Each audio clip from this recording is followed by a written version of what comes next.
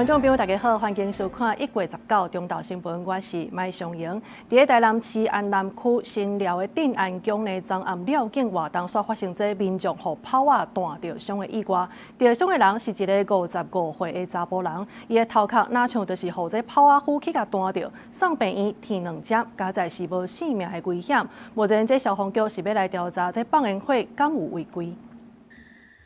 暗时天顶午会10些烟火有够水，嘛声真侪人来到老街。这是台南安南区的定安宫，10办邀请活动的现场。不经我伫活动过程所有挂顶打，民众人面徛真远，看到一半，煞好炮啊弹着头壳，当场会一直流。烟火是在那个地方，然后患者呢受伤的地点是在那个地方，所以其实是有点距离。他站在很远的地方，那你也知道说那上去的那个可能是。 那个重力加速度哈，可能就是把患者的那个皮肤这个地方哈，给他擦挫伤。这件代志就发生伫咧暗时7点多，当时庙前当咧放烟火，兼嘛有高空烟火，唔过庙方强调，弹着民众的是一般烟火的炮啊虎，干那1口金角的大小，除了庙方的医护小组第一时间随处理，后续庙方嘛讲会过去关心这个患者，嘛会协助保险的赔偿。 15岁周姓男子在庙会绕境现场观看烟火时，不慎遭掉落物击伤头部。 警方及义消及时到场协助，并通报119送医，经缝合2针后，伤势无大碍。除了这站民众受伤意外，消防局嘛有接到附近民众放烟火，地势引起杂草倒火起来意外，加在到场随拍火气。消防局表示会主动向庙方查证，确认放烟火敢有违规，后续若确定有影，会以炮啊烟火管理条例规定，罚3万块以上。 15万以下罚款，嘛讲会加强宣导甲检查。记者从台南采访报道。来关心天气，明仔载呢，就是24节气当中的大寒。气象署是提示讲，这冷空气落南，下暗开始，这北部甲宜兰就会明显来降温啊。因若这方面呢，这雨嘛会加较粗，尤其是拜3到拜5这段期间呢，就是上介寒的时阵，部分地区恐惊是春无10度。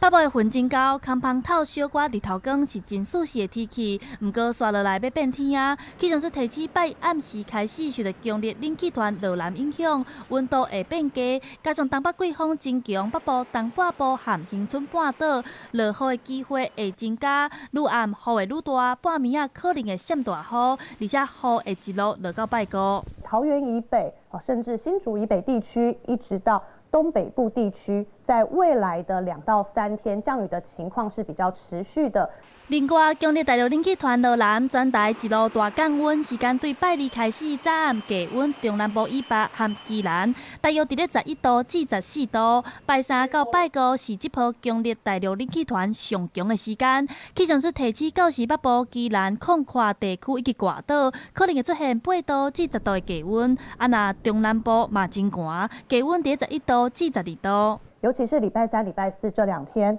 在北台湾全天天气都是相当的冷哦，高温可能也是只有14度附近。那在这一波冷空气的影响之下，到了礼拜3、礼拜4，各地的高温大致上可能也都不超过20度。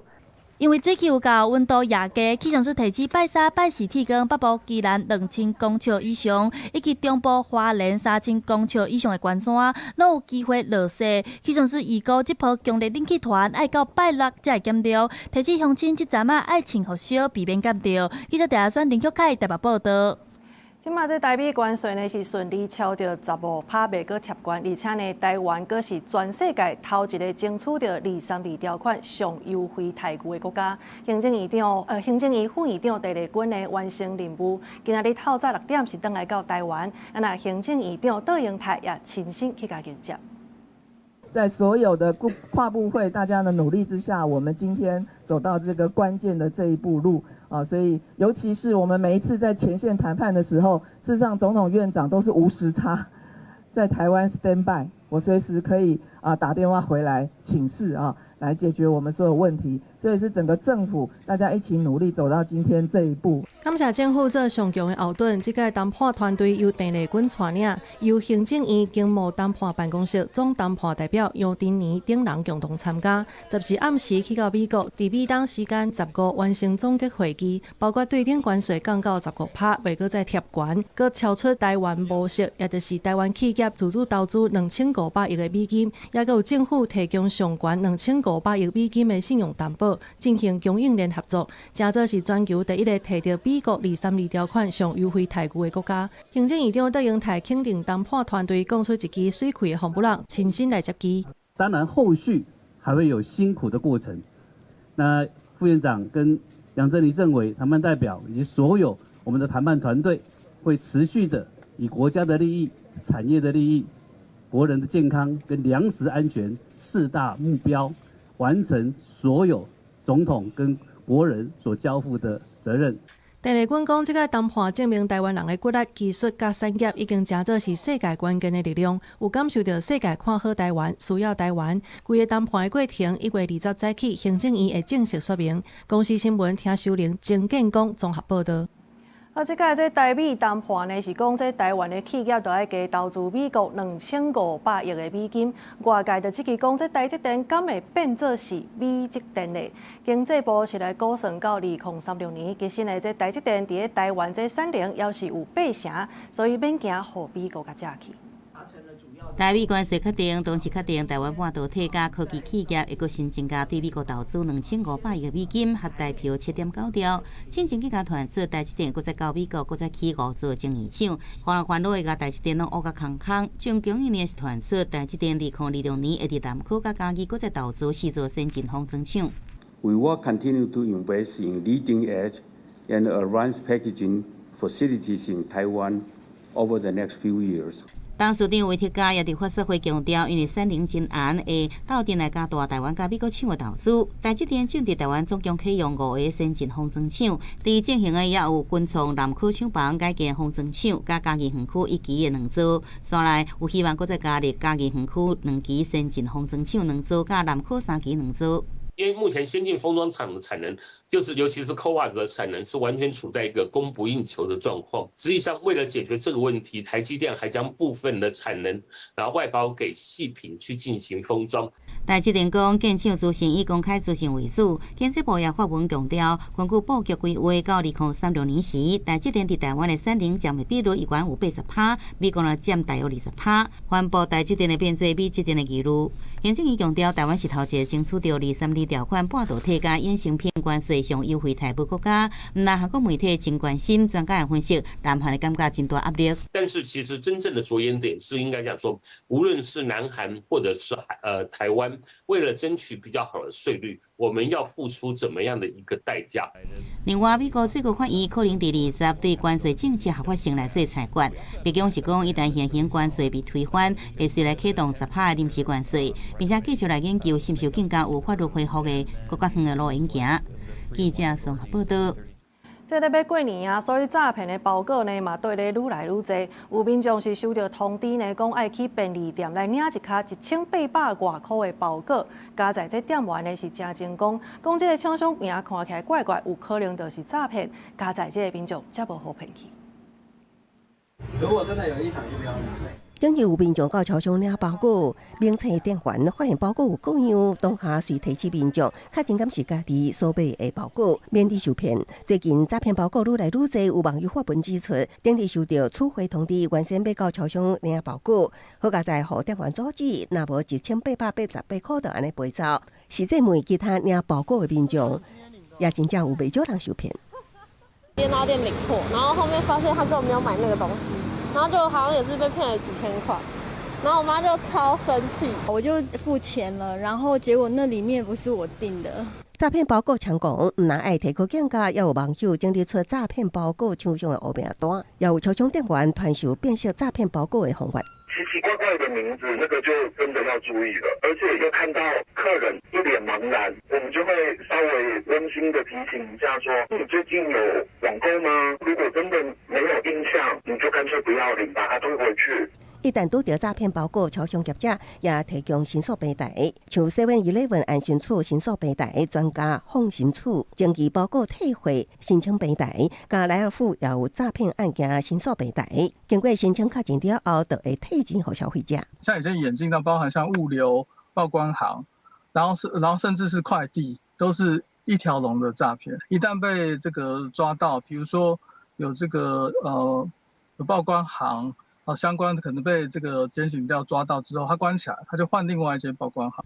专家建议领包裹的民众先确认到底敢有买商品，其次是取回开箱的时，上好是录影翕相。万一拄到卖家名称是一连串的大户，就要注意可能是假的包裹，上好卖领，避免受骗。公司新闻采访报道。来看这这是台中市文心路2段呢，有人是伫落雨天骑乌多摆，伫长远的所在去弄到电火条，全不幸死亡。家属是来指控这是交通的标示做无够清楚，所以来讨国赔。即马经过勘验，发现这个标示呢有影是做无够大，无符合着规定，所以法院是判交通局爱赔165万。市顶一道汽机车全部拢冲出来，不过到台中市文心路2段这西湾的所在，大部分骑车的人拢减速骑较慢的。交通局伫西湾的所在设立4面护理标志，黑色指向是箭头，配黄色的底色，想要有显来更是有西湾的所在。不过是毋是法度有作用，民众是无同的看法。第一个是我觉得那个标志大小是其次的问题，因为我看不懂那个在干嘛。然后甚至是因为我平常也会在这条路上骑机车。那我可能连这个标志都不会注意到，我会注意到它，因为这边就是弯，其实正常来说本来就要减速了啦。其实因为它也是有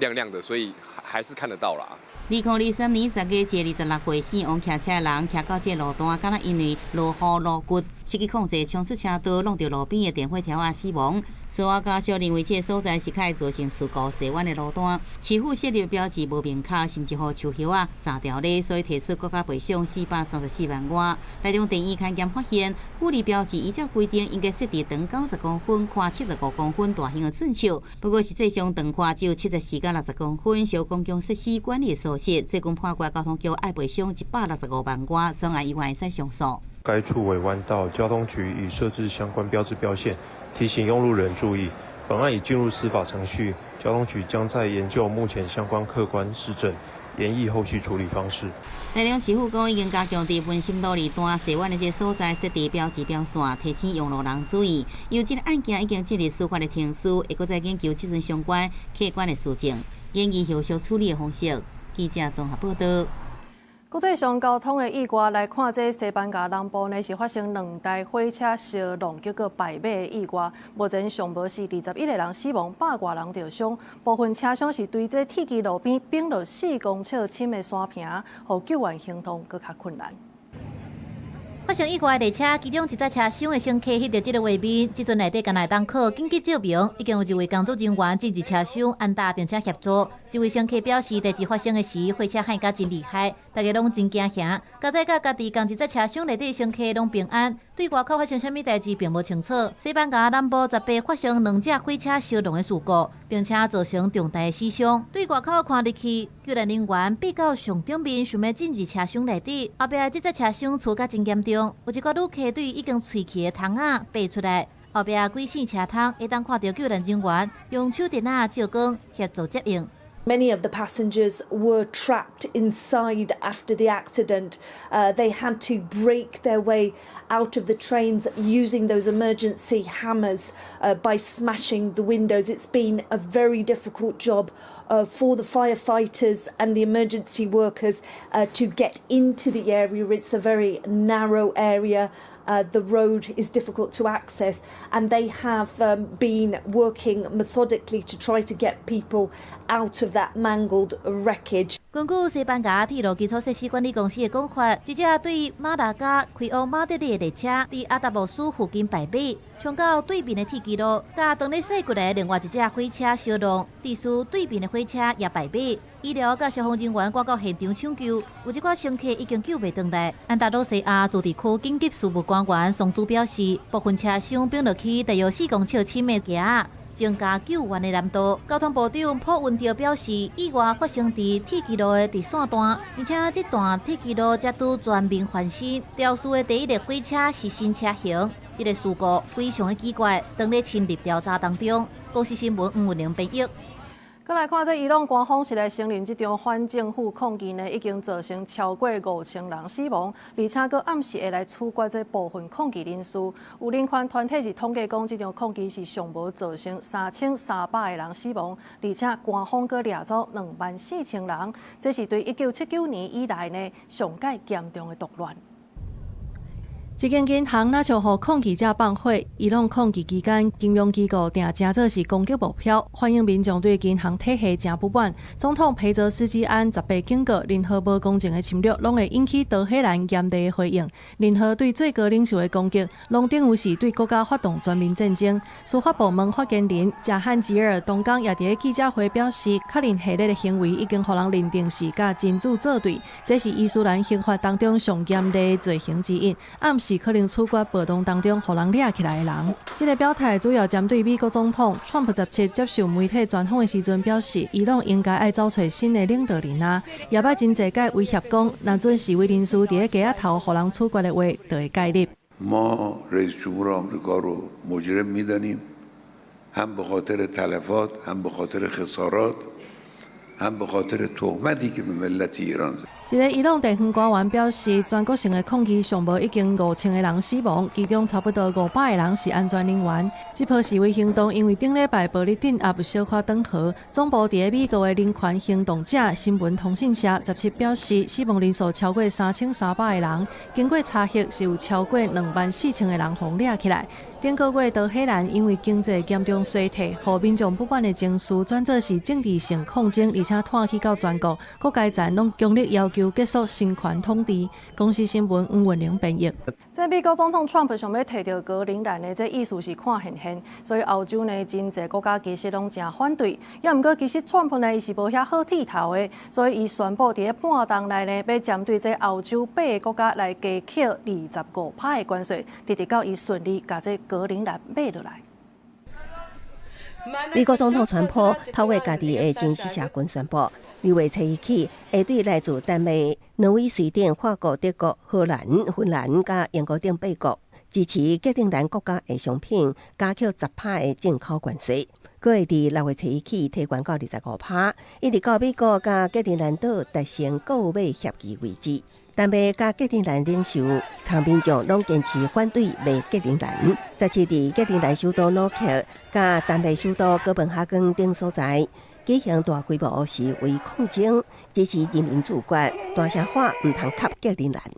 We are not interested in being Americans. 川普几日摆表示，格陵兰的战略位置甲丰富的矿产资源对美国安全真重要。在中国甲罗西亚的威胁之下，美国无排除动用武力也爱处理，无接受实际有格陵兰以外任何选项。即摆红点名的欧洲8国定日应丹麦请求，派遣军事人员去格陵兰进行演习甲评估，等到互川普批评是危险游戏，实施关税措施，也引起这8国甲欧盟领袖同齐倒弹。英国首相斯卡尔讲，对盟友扣关税来维护北约盟国的集体安全是完全错误的。法国总统马克龙也讲，关税威胁是袂当接受的。欧洲国家会团结回应，确保欧洲主权得到维护。这个智库分析，川普对个别国家实施关税威胁，是为着要施加上大压力，分裂原本伫格陵兰危机中立场同款的欧洲各国。欧盟执委会主席冯德莱恩强调，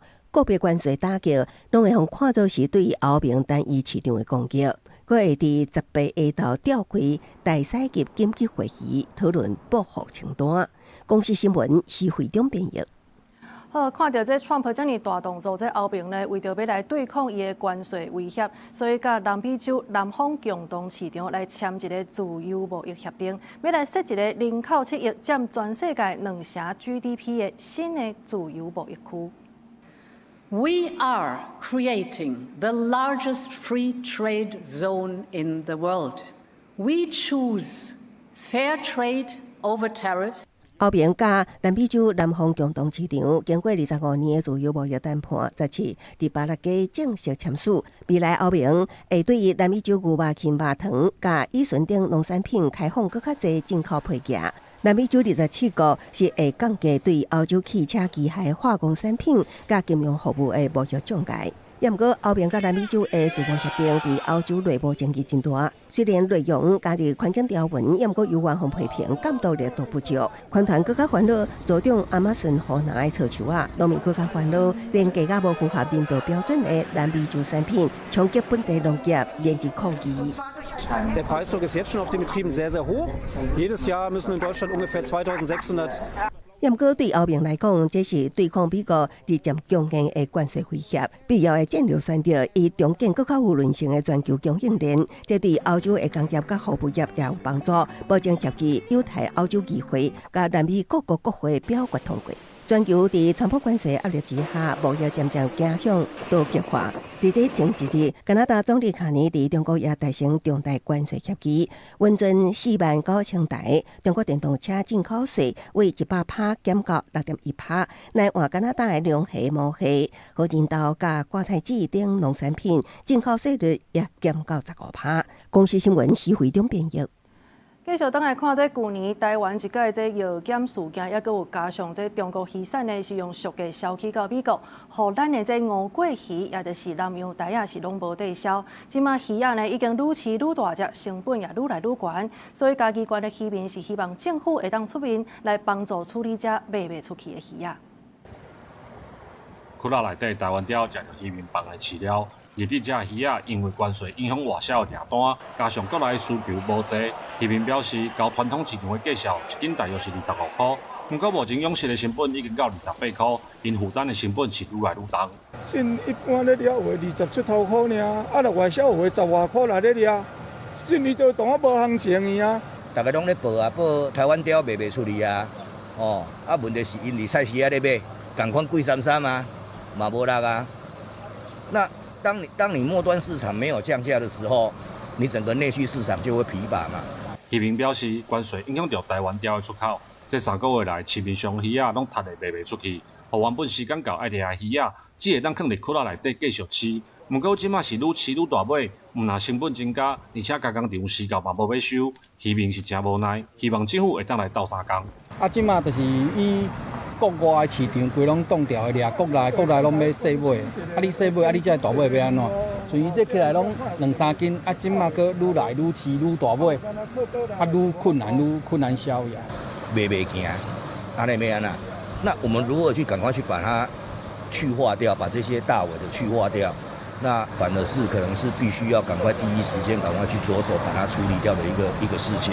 嘉义县政府渔业科表示，农业部已经公告。除了外销会提出奖励以外，针对加工厂甲渔民会提供生产奖励金，另外阁会来补贴农业贷款的利息，计共会投入180亿来进行配套政策。嘉义县政府嘛会配合餐厅业者增加通路，协助甲大尾鱼仔销出去，希望解决渔民目前的问题。记者林慧婷，嘉义报道。立法院司法法制委员会今仔日是来审查这卫福部改组相关的法案，有真侪妇女团体是来呼吁讲，伫卫福部组织改造的时阵呢，这妇女的权益应该都爱受到重视。那无未来，这真侪业务呢是整合到长期照顾甲社会发展署去，这妇女的资源恐惊会互偷甲报去。上班骗囡仔、顾亲人是真侪人逐工拢爱做的代志，不过真少人会意识到，这其实拢甲妇女的政策真有关系。立法院司法甲法制委员会审查卫福部改组一寡法案，妇女团体烦恼讲，未来老人福利、身心障碍福利、长照等等的业务整并到长期照顾甲社会发展署，妇女的资源恐惊颠倒减少。它跟整个一个长照这么庞大的一个业务比起来，那其实妇女团体会担心这个整个一个妇女的一个能见度跟她的一个这个福利的一个资源可能会被稀释掉。妇女团体指出，即马社会甲家庭署的妇女福利科科员干那7个人，年度的妇女福利预算比例占社会甲家庭署的公务预算干那0.12%，对照全台湾超过1,000万名的妇女，这根本就无够。因为即马组织要改头换面，伊也特别关注妇女业务增级，甲会当智慧红有关。那如果放在那个妇女发展及那个保护是最起码，你看妇女发展它就是一个主体哈，在2级单位它就是一个主体性。那比起3级单位里面，其实的那个层级上其实是更为适切啦。老人、妇女、身障者的福利服务，还有福利资源，还有权益保障、社会参与，那么都是一起的。好，所以跟我们第2条都会对齐的。不过因为还有一些委员有意见，所以我们是建议这个条文还是保留。妇女团体呼吁，敢若提悬针级，甲骹手保护到，政策才会当真正行入去生活当中。卫福部长赵宗良伫审查时表示，相关福利甲权益保障会整体来考虑。这条文又爱等待委员会进一步讨论。国视新闻参报道。台中营总呢有3个医师，互人投诉讲，那像是互这医材的厂商入去到手术房内底为人来开刀。卫福部长赵宗良是强调讲，这一定严重违反着医疗法规，所以要求这案就要移送地检署侦办，而且后手呢嘛会来制定这手术房的指引，上紧7月就会实施。台中营总有3个医师顶一日去互投诉，那像是互医疗器材厂商入去手术室甲患者开刀。台中营总顶礼拜调查报告指出，厂商并无执行医疗行为。了后想袂到，阁有2023年7月份手术的影片流出来，内容那像是由厂商来开刀。卫福部长赵宗良19日立法院受访的时阵强调讲，一定会严查严办，成立专案小组厘清真相。这个已经严重的违反了医疗的法规，所以也请卫生局将这个案子呢移送给检调，依照这个医师法违反密医罪。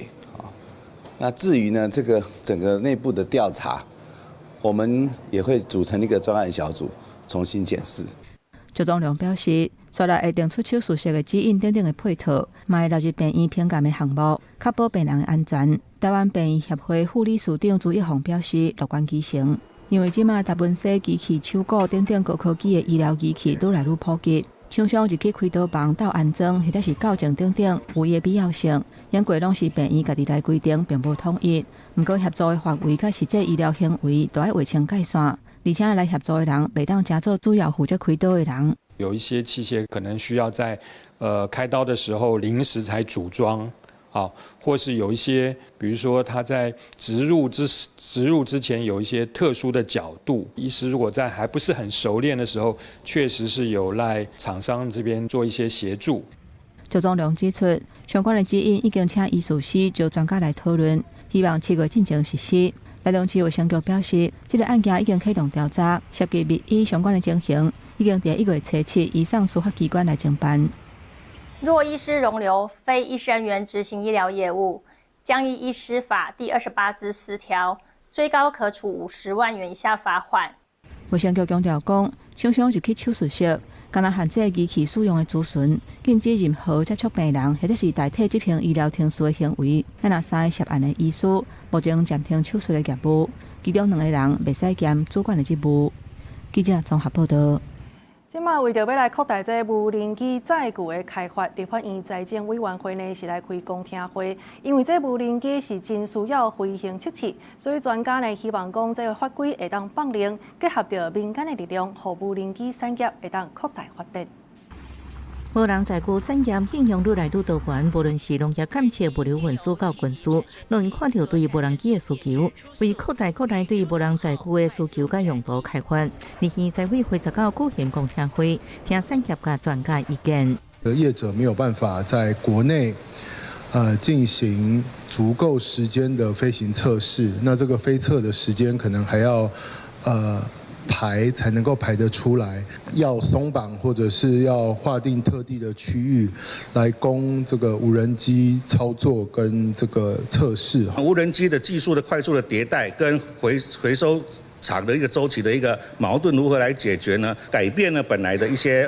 传统的一些法规然后变成能用滚动式的方式呢，来提供民间能够做更多的这样的一个部分。有学者建议，要发展无人机相机，除了透过促产法案修正草案，呼吁政府透过跨部会共同讨论安怎招商引资，甲国际斗阵合作，又或者国内部分民间团体认为，透过民间组队的方式，协助吸引民间财团的力量，和民间财源甲产业投入政策内底，强化无人机自主甲应用。针对无人机应用，副总统萧美琴进前伫面册指出，到民间公司参观看到无人机地上载具，期许到希望未来军民之间能突破空隙，跨越合作。很多基于军事发展出来的科技，后来到民间应用之后，广泛的采用之后呢，它可以再回馈过来对军工产业创造更多的商机，也让这样的供应链更加的稳固。包括机器狗啦，包括机器人啦等等的这些，我想我们都热情其成。毕竟 AI 的发展一日千里嘛，跟得上时代，而且未来就是 AI 的时代。学者希望政府继续鼓励无人机供应链在地化，打造飞航供应链。无人机产业才能符合国家安全机制，国家国际制裁。记者综合报道。再来看，这立法院已经三读通过卖台公告年金相关的法案。民进党团是来申请释宪甲暂时处分，强调这个行为呢，就是为着年金的制度发展的考虑。那国民党立委陈玉珍伊是认为讲，在释宪结果出来之前，本来就应该依法执行。民进党立委党团在去司法院向宪法法庭递状申请释宪甲暂时处分。民进党团强调讲，年金改革核心的目标，就是确保制度长久稳定、世代共享。申请释宪是为了年金的永续发展来把关。好，在蓝白主导下通过的反年金改革的相关法律条文，要求自公布之日起失效。那么，另外呢，对于本案属于法规范的宪法审查，在做宣告前呢，先暂停适用。另外，行政院去年12月31日，已经递状申请释宪，嘛讲这个法案程序违背宪法正当的立法程序，侵害行政院预算的便利权，会造成退抚基金提早破产的世代无正义。可是，因采白指出，这个法案会让退抚基金提早用了，破坏退抚基金永续经营，已经向宪法法庭递状申请释宪甲暂时处分。你觉得这个法律有疑义，你可以去申请释宪，在被判违宪之前，你还是应该要依法执行啊！请中华民国的政府、行政院也好、考试也好，依法行政，不能再扣了，因为法律已经三读通过了，就是不能再追杀这些退休军公教的年金了。全国公务员协会总理事长李来希当日来讲，因牵手嘛是公务人员，这个月退休，汇入口座退休的所得差不多对半台，敢若有在职的一半尔。强调会甲合法的权益讨回来，讨退休所得的控制才打要开始。记者综合报道。即马这台美关税呢已经讲定，咱中经院呢是评估伫2026年，咱经济成长率是会当来到4.14%。也毋过，议长连贤明呢，伊是讲其实这个数字要袂甲这关税影响甲放入去。未来这关税影响若准甲加落，安尼应该是真乐观的。因为这企业投资2500亿的美金，敢会影响到产业的稳定性呢？这连贤明伊是表示讲，目前呢这 AI 的需求是真大，所以伫台湾投资的企业应该是袂减的。台美对顶关税税率15%，按过台湾企业也对美国投资2500亿美金，各界关心对国内经济是毋是造成冲击。中经院公布上新台湾经济预测，乐观推估2026年经济成长率应有4.14%。关税的效应，事实上现在看起来，其实对台湾事实上还算是有利。这一次的贸易协议，事实上还有一个所谓的双向投资的协议，一些策略型的产业，也就是我们在讲的5大信赖产业。他们决定事实上是跟台湾合作引入技术。中经院解说目前关税定限影响也未立即，不过院长连贤明正向看待，点出对顶关税15%税率，和台湾传统产业把日韩地摆徛在共款出口条件。第三级条款半导体关税最优惠待遇，也降低半导体产业无确定性。目前看起来并没有说企业因为赴美投资就降低了对台湾的投资，它需要台湾的这个营运的成果，它的现金流去支撑它在美国的投资。企业去美国是不是可能代替国内投资？连贤明认为 ，AI 需求超过大家所想的，有机会安尼降低企业伫台湾的投资。2025年制造业整个预估成长率是5.4%，但是事实上都是资通讯在拉动，传产事实上是在往下掉的，这代表一个讯号。我们的产业需要转型。学者提醒团产迎来利多，暗过呼吁爱规划产业转型策略，19大股大盘开价加权，目当他上加31285点，落超过8点，了持叫体面板股带动之下优惠，优乌并行，台积电股价目开价1725块，盘中台幅度有较少，早盘限制多空交战。记者综合报道。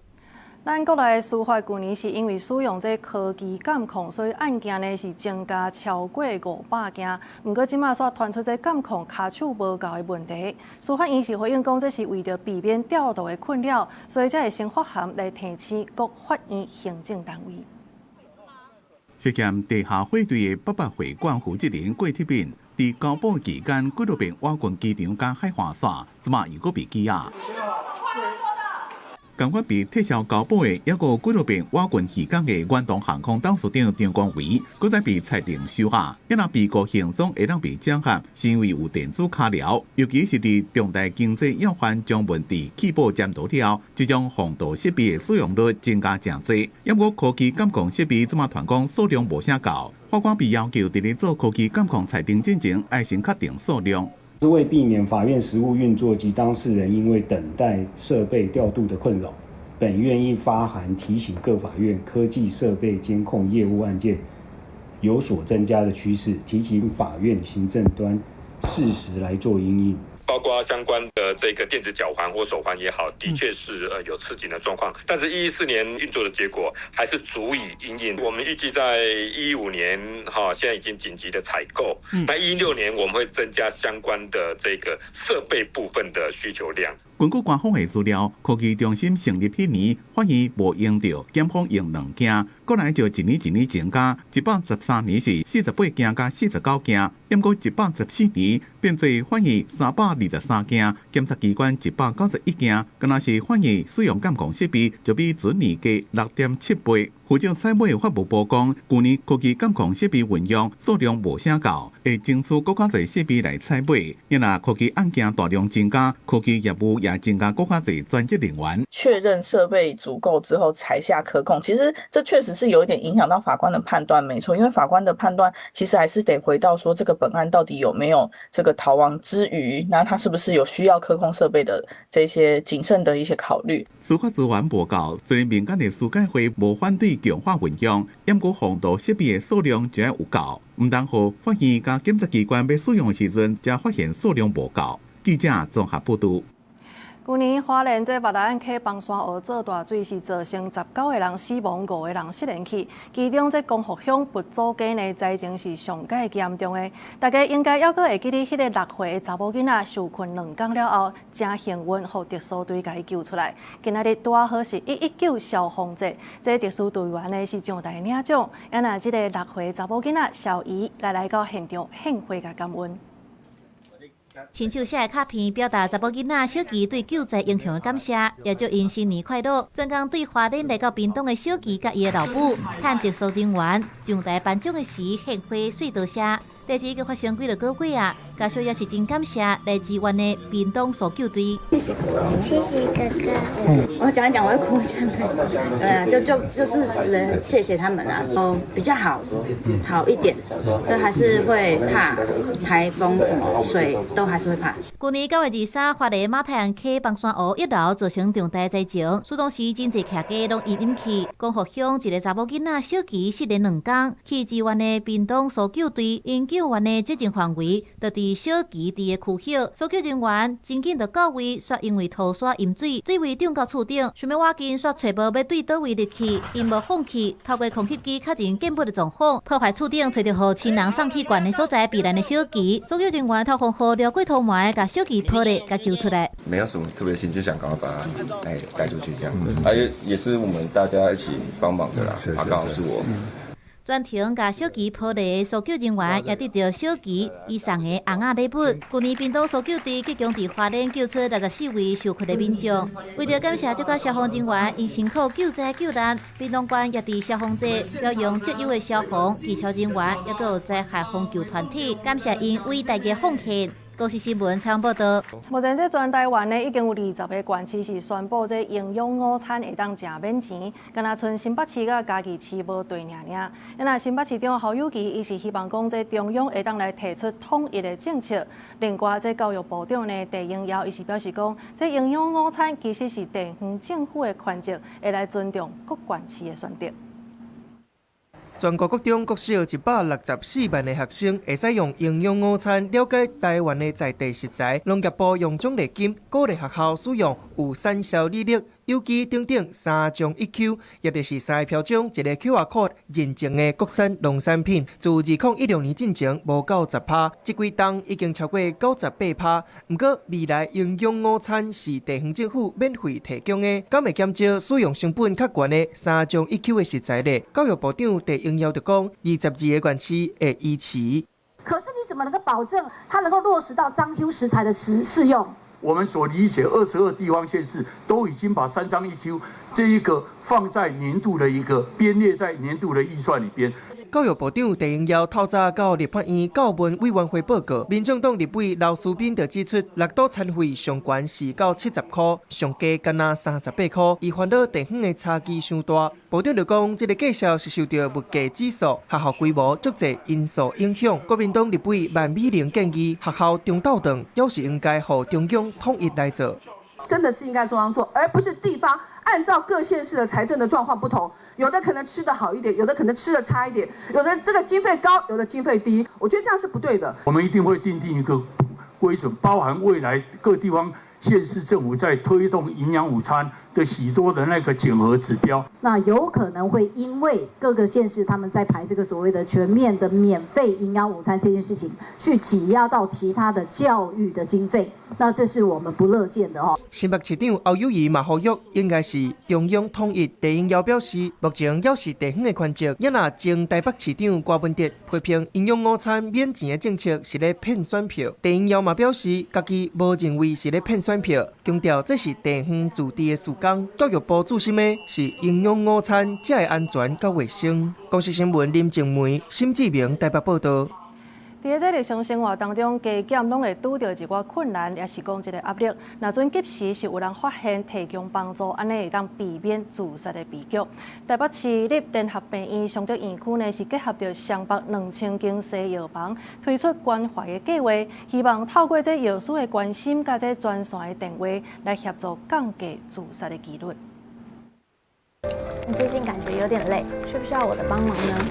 去西药房唔那只是买药啊，药师也会关心民众，让民众感受到关怀。这是台北市联合病院尚德院区和双北社区的西药房做伙合作推出的计划，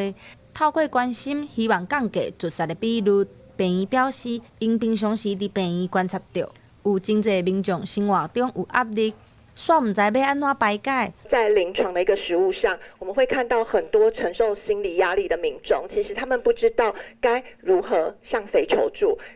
也不敢开口。那因此，社区药局其实是民众生活当中最容易接触，也最没有距离感的一个健康照护的场域之一。台北市联合病院表示，除了希望药师会当透过观察来发现民众的需求，也会伫西药房放健康量表。药师会陪伴斗阵写，若是有需要医疗的介入，嘛会协助挂号，也是提供专线电话。那在这一些服务以及聊天的过程里面，实际上亦有异样，这是我们在社区药局第一线可以帮忙的地方。那社区药局要是他虽然观察到了，可是他可能需要一点佐证，所以透过这样子的一个量表，几个简单的5+1这样子的一个题目，然后可以更去明确的知道说这一位民众他可能的一个状况。那有这样子的一个依据，他也比较好再跟医院做这样子的一个连接。这个台北联合病院尚德院区和台北新北的社区西药房合作，总共有2000间的西药房加入。希望透过社区西药房的加入，让每一个拄到困难的民众，拢会当伫第一时间受到帮忙。记者陈心东、王志光台北报道。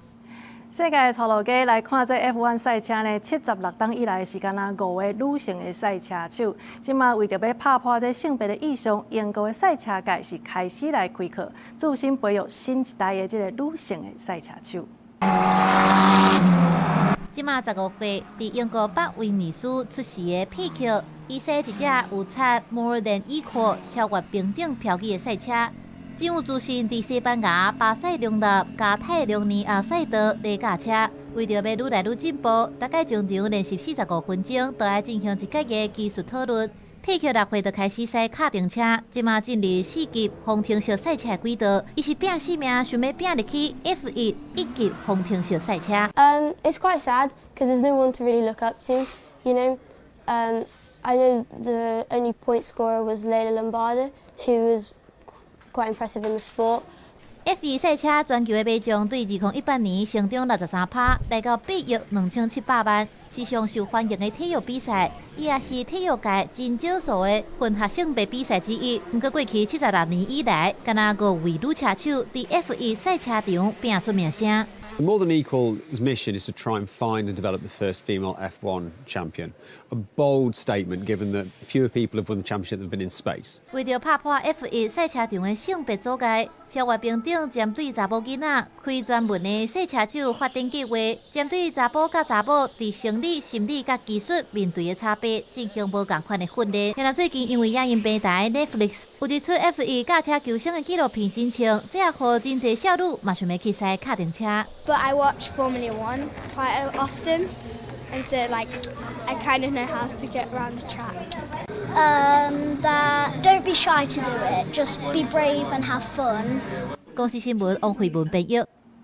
下晡晡的天气时间交互 AI 主播唐啊。今仔日因为东北季风增强的关系，